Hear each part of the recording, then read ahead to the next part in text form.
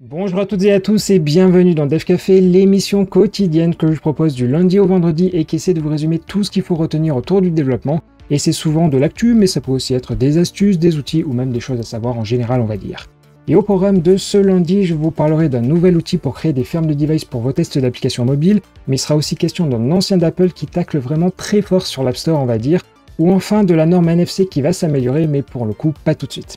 Bon, ça c'est pour le programme du jour, mais si on donne un petit coup d'œil dans le rétro, alors c'est pas tout à fait un 26 juin, mais plutôt un 25, et il s'est passé deux événements autour de Microsoft. Déjà, en 81, c'était officiellement la date de création de l'entreprise Microsoft, car en 75, c'était plutôt la fondation de Microsoft, ces deux notions qui sont relativement différentes aux États-Unis, et toujours un 25 juin, mais de 98 cette fois-ci, pour le coup c'est plus simple à deviner, c'était tout simplement la sortie de Windows 98, mais pour le coup, il est fort probable que vous connaissiez plutôt Windows 98 deuxième édition qui corrigeait pas mal de bugs. Voilà donc pour les petits événements historiques du jour, et je vous propose qu'on remette déjà bien l'aiguille sur 2023 pour la partie actu.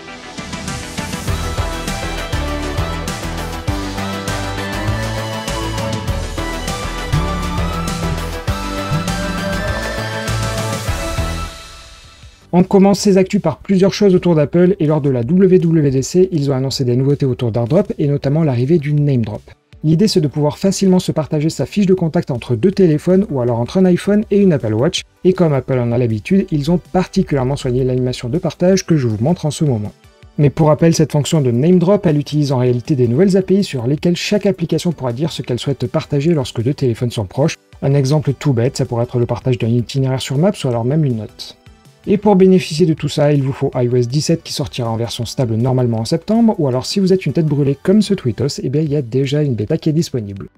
On continue autour des annonces de la WWDC, et cette fois-ci on va s'intéresser au futur casque d'Apple qui vous coûtera plus cher qu'un MacBook Pro 16 pouces, et vous l'aurez compris, c'est tout simplement le casque Vision Pro. Je vous ai dit vendredi qu'un SDK était désormais disponible, et certains ont déjà commencé à fouiner un tout petit peu dedans et ils ont trouvé des choses intéressantes. Déjà, côté web, Safari sera bien intégré et la techno du WebXR sera en toute logique supportée, mais attention, pour le moment c'est encore derrière un flag pour les développeurs. D'ailleurs, toujours sur Safari, la balise modèle sera prise en compte, ce qui permettra d'ajouter des modèles en 3D sur des pages web. Et d'ailleurs, à parler de ces technos XR sur le web, dans l'ensemble, les autres navigateurs le supportent aussi, mais ça peut varier d'un moteur à l'autre. Toujours côté visionOS, Nave25Mac a pu avoir accès à du code de l'OS et a notamment trouvé des petites anecdotes dedans. Typiquement, si vous utilisez le casque et que vous vous déplacez trop rapidement, une alerte sera affichée, et ce sera même plus qu'une alerte car l'expérience virtuelle elle s'arrêtera et il faudra retourner à une vitesse qu'il qualifie de sûre. A priori, il y a aussi des vérifications pour que vous n'utilisiez pas le casque tout en conduisant. Bref, ça donne un peu l'impression, vous savez, au manuel des machines à laver où ils expliquent qu'il ne faut pas mettre des enfants dedans, bref, du grand obvious. Et toujours dans les découvertes, vu qu'il y a un Optic ID qui permet d'identifier l'utilisateur grâce à ses yeux, si toutefois vous donnez le casque à quelqu'un d'étranger, un mode invité sera automatiquement proposé et ça masquera par exemple les mots de passe ou encore vos photos. Bref, on sent qu'Apple veut vraiment fournir un produit fini et pas du tout un POC grandeur nature. D'ailleurs, l'OS est déjà traduit en français. Et enfin, si avec tout ce que je vous ai dit, ça vous intéresse d'aller plus loin, Apple a publié les fameuses Human Interface Guidelines pour que vous puissiez déjà vous familiariser avec les futures demandes qui vous seront faites sur l'App Store. Et d'ailleurs, ça me fait une transition toute choisie vers un problème qu'on connaît tous, à savoir la validation sur le store qui prend souvent du temps et qui est aussi souvent aléatoire. Et pour le moins, si vous n'aviez jamais entendu parler de Philippe Shoemaker, vous allez, je pense, l'aimer car il a vraiment sorti le bazooka contre Apple. Et pour le coup, c'est pas n'importe qui car c'était lui qui avait été embauché en 2009 pour prendre la tête de la validation du store et il y est d'ailleurs resté jusqu'en 2016. Mais dans une interview qu'il a donnée la semaine dernière, selon lui, le problème vient de Phil Schiller qui est resté sur le même point de vue que Steve Jobs, à savoir valider à la main toutes les applis. Mais selon Shoemaker, si les règles sont aussi floues aujourd'hui, c'est justement pour donner de la latitude à Apple, et d'ailleurs la réécriture des règles qui avait été faite en 2017, ce n'était absolument pas pour clarifier les choses, mais au contraire pour donner encore plus de pouvoir à Apple. Et pour Shoemaker, aujourd'hui, plutôt que d'avoir des centaines de validateurs, la meilleure des solutions, ça consisterait à automatiser une grande partie des vérifications. Mais c'est le fameux Phil Schiller qui serait contre, alors que pourtant en interne, d'autres hauts placés d'Apple iraient dans son sens. Et dans l'interview, il donne un exemple complètement fou avec une application qui permettait de contrôler un cafard, mais quand je dis un cafard, c'est bien l'insecte, et un insecte vivant. Et Phil Schiller voulait absolument que l'app soit validée, chose qui a été faite et qui a bien sûr fait hurler l'association PETA. Et il termine sur le fait que les 30% de commission sont disproportionnés et que 5% serait largement suffisant et permettrait à Apple de ne pas fermer boutique, mais en gros, vous l'avez compris, le problème de l'App Store, c'est Apple lui-même qui finalement fait ce qu'il veut. Mais bon, je crois que vous le saviez déjà et on va croiser les doigts pour que le Digital Market Act fasse un peu bouger tout ça. Allez, on va s'arrêter là côté Apple pour aujourd'hui car ça fait quand même une première partie assez chargée sur eux, et avant de passer à la suite, on fait la transition avec les actus en bref.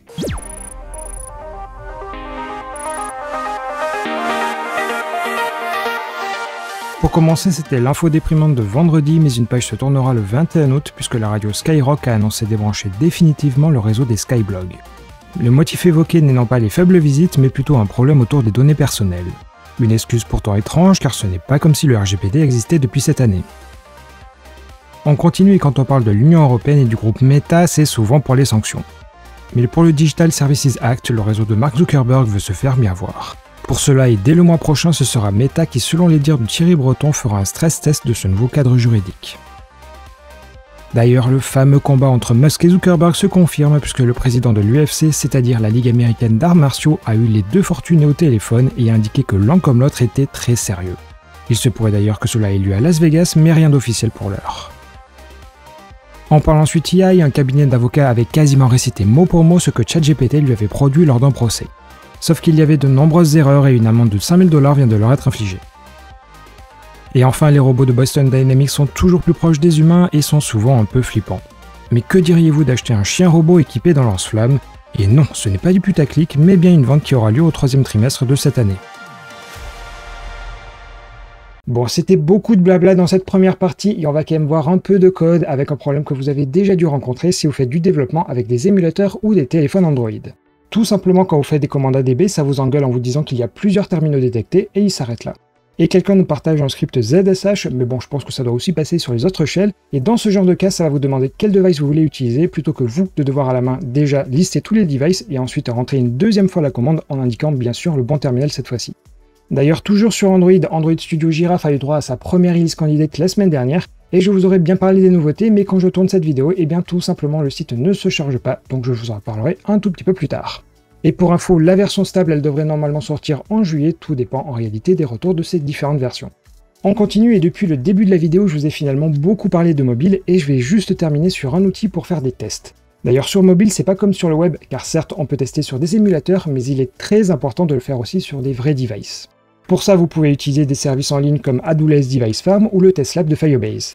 Mais forcément ça a un prix et vous pouvez aussi opter pour un serveur bien chez vous avec des téléphones ou des tablettes que vous aurez achetés.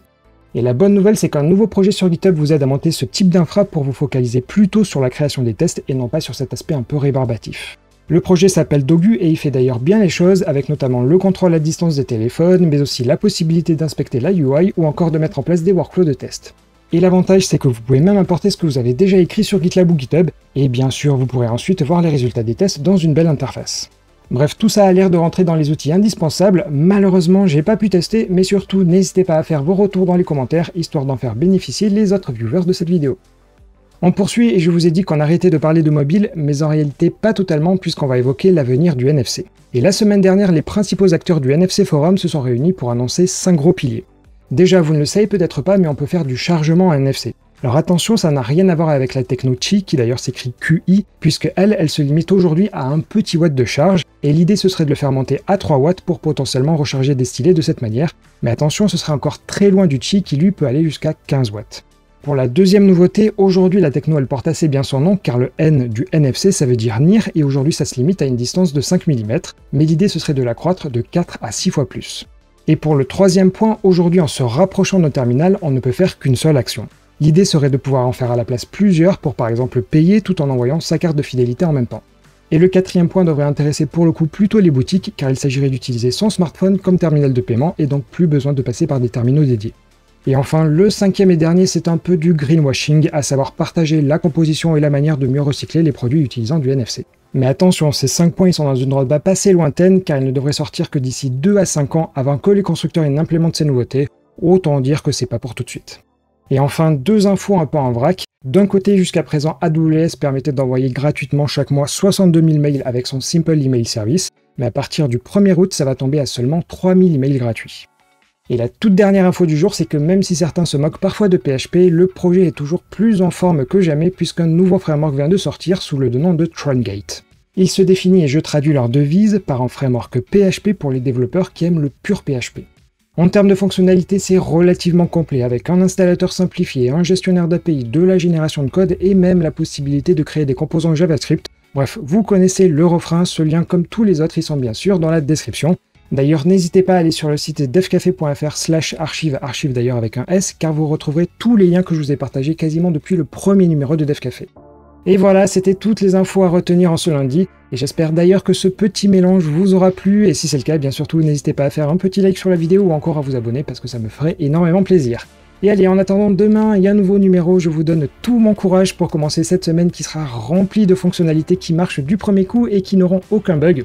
Bon, ok, j'avoue, c'est peut-être beau de rêver. Allez, je vous dis tout simplement à demain matin.